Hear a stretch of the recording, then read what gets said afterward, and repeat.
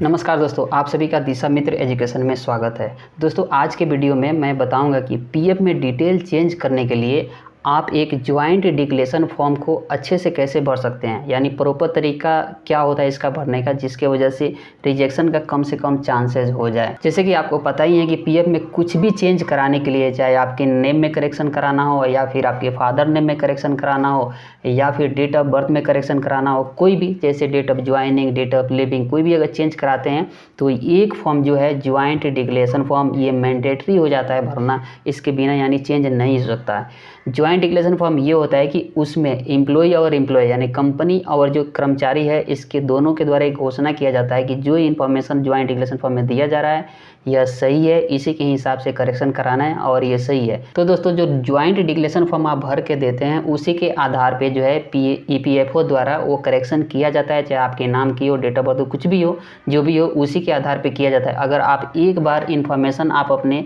Joint declaration form में गलत declare कर देते हैं, गलत भर देते हैं, तो आपकी जो है इन्फॉर्मेशन जो है गलत ही अपडेट हो जाएगी। आपको फिर से ज्वाइंट डिक्लेरेशन फॉर्म भरना पड़ेगा, फिर से करेक्शन फॉर्म भरना पड़ेगा, तो ये समय का वेस्टेज होगा। या फिर हो सकता है अगर वो इन्फॉर्मेशन मैच न करे तो वो आपकी जो फॉर्म है वो रिजेक्ट हो जाएगी। तो आजकल ऑफलाइन में 7 से 15 दिन का टाइम लग रहा है कोई भी करेक्शन कराने में। तो आप कभी भी भरिए ज्वाइंट डिक्लेरेशन फॉर्म, तो उसमें करेक्ट इन्फॉर्मेशन दीजिए और उसको सही से भरिए, प्रॉपर तरीका से भरिए, ताकि आपकी जो है पीएफ में जो करेक्शन है, जो भी चीज़ के लिए आप करा रहे हैं, वो कम से कम समय में जल्दी से हो जाए और वो रिजेक्ट ना हो। तो अभी मेरे हाथ में एक ज्वाइंट डिक्लेरेशन फॉर्म है, मैं इसे आपको भर करके बताऊंगा, खुद भर करके बताऊंगा कि इसको कैसे प्रॉपर तरीके से भरा जाता है ताकि रिजेक्ट ना हो। तो चलिए मैं इसको भर करके दिखाता हूं। तो दोस्तों देखिए, सबसे ऊपर यहाँ पे लिखा हुआ है कि द रीजनल पीएफ कमिश्नर। यहाँ पे आप जहाँ आपकी पीएफ ऑफिस है वहाँ के एड्रेस डालना है, किसी भी सेक्टर में वहाँ का यहाँ पे एड्रेस डाल लेना है। तो यहाँ पे मैं ऐसे ही रेंडमली इन्फॉर्मेशन भर रहा हूँ, जैसे दिल्ली सेक्टर 4, मैं दिल्ली सेक्टर 4 का एड्रेस डाल दिया, यहाँ पे है रेंडमली। आपका जहाँ पीएफ ऑफिस है वो वहाँ का आप ब्रांच का इसमें एड्रेस डालेंगे, जहाँ पे आप ये फॉर्म जमा करेंगे उस ब्रांच के एड्रेस। अब यहाँ पे है आई, यानी मैं राम कुमार भर लिए, इसमें आप अपना नाम डालेंगे और नीचे आ गया एम वाज एम्प्लॉय और एम्प्लॉय ऑफ, माने जिस कंपनी का आप एम्प्लॉय थे उसमें कंपनी का नाम यहाँ पे डालना है। जैसे मैं ऐसे ही एबीसी प्राइवेट लिमिटेड डाल दिया, लेकिन आप जिस कंपनी में काम कर रहे हैं या फिर काम छोड़ दिए हैं, लास्ट जिस कंपनी में काम किए उस कंपनी का नाम यहाँ पे आएगा। मैं ऐसे ही एबीसी प्राइवेट लिमिटेड डाल दिया। अब यहाँ पे ध्यान देना है, नीचे आकर के जो पार्टिकुलर है यहाँ पे 2 ऑप्शन आपको दिखाई दे रहे होंगे, एक करेक्ट और रॉन्ग। यानी जो करेक्ट है ना, इसमें सारे डिटेल भरने हैं, और रॉन्ग है जो आपको सही कराना है वही एक डिटेल भरना है ध्यान से। तो रॉन्ग वाले में आप जो गलत है पीएफ में वो वाले आप डालिएगा, और जो करेक्ट जो कराना है वो करेक्ट वाले में डालिएगा। तो यहाँ में नाम करेक्शन कराना है, तो यहाँ मैंने राम कुमार लिख लिया, और रॉन्ग में मैं यहाँ पे डाल देता हूँ राम सिंह। यानी गलती क्या है इसमें, कुमार और सिंह का, यानी सिंह से कुमार करना है। तो करेक्ट में हमें क्या कराना है, राम कुमार, और रॉन्ग जो है राम सिंह है। तो यहाँ पे करेक्ट इन्फॉर्मेशन मैंने राम कुमार डाल दिया। अब यहाँ पे फादर और हस्बैंड का नाम आता है, तो फादर का नाम जो है आपके आधार कार्ड में है वही नाम यहाँ पे डालिएगा, और जो पीएफ नंबर है नीचे अब पीएफ नंबर भर दीजिएगा। मैं यहाँ पे रेंडमली पीएफ नंबर डाल रहा हूँ ऐसे ही। तो आपको जो है पीएफ नंबर आपके पे स्लिप से मिल जाएगी। अगर आपके पास पीएफ नंबर नहीं है तो आप अपने कंपनी में एचआर से जाकर के ले सकते हैं। अब यहाँ पे डेट ऑफ बर्थ जो है आधार में वही डालना है। ये डेट ऑफ बर्थ जो है आपकी जो है जो पीएफ में है उससे मैच करनी चाहिए, अगर नहीं करती है तो ये भी रॉन्ग में जाएगा। जो कराना है आप यहाँ पे करा सकते हैं। ध्यान रहे कि करेक्ट वाले जो कॉलम है इसमें सारा इन्फॉर्मेशन भरना है, और मैंने देखिए रॉन्ग वाले कॉलम में केवल राम सिंह लिखे हैं, यानी और कॉलम नहीं भर रहे हैं, क्योंकि सारे कॉलम सही है। रॉन्ग वाले में केवल राम सिंह भरे हैं, क्योंकि इसी को करेक्शन हमें कराना है, सिंह को कुमार कराना है। अब नीचे वाले में आप लिविंग डेट, ये सारी इन्फॉर्मेशन आपको भरना पड़ेगा।